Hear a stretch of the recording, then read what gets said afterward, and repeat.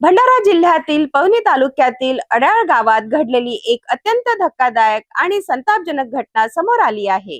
गावातील वाद मिटवण्यासाठी आयोजित करण्यात आलेली तंटामुक्त समितीची बैठक हीच अखेर अक्षरशः हाणामारीच्या रणांगणात बदलली। खुर्च्या उचलून दोन गट आमने सामने भिडल्याने संपूर्ण सभागृहात गोंधळ उडाला आणि काही काळासाठी परिस्थिती पूर्णपणे हाताबाहेर गेली।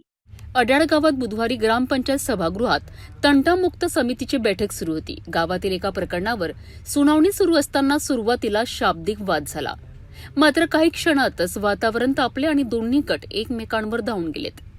खुर्च्या उचलल्या गेल्यात, धक्काबुक्की सुरू झाली आणि सभागृहात आरडाओरडा, गोंधळ आणि भीतीचे वातावरण पसरले। महिलांसह ज्येष्ठ नागरिकांनी घाबरून बाहेर धाव घेतली।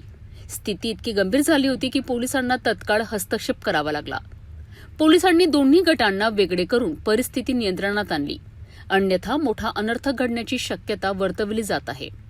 या घटनेनंतर गावात संतापाची लाट उसळली असून वाद मिटवणारी समितीच वादाचे केंद्र कशी बनली असा सवाल ग्रामस्थ उपस्थित करीत आहेत। अडाळ येथील या प्रकारामुळे तंटामुक्त समित्यांच्या कार्यपद्धतीवर गंभीर प्रश्नचिन्ह निर्माण झाले आहे। वाद मिटवण्यासाठी बसवलेले व्यासपीठच जर हिंसाचाराचे केंद्र बनत असेल तर ग्रामीण न्याय व्यवस्थेच्या विश्वासार्हतेवर मोठा आघात होत असल्याचे चित्र स्पष्ट होत आहे। या घटनेचा पुढील तपास प्रशासनाकडून सुरू आहे।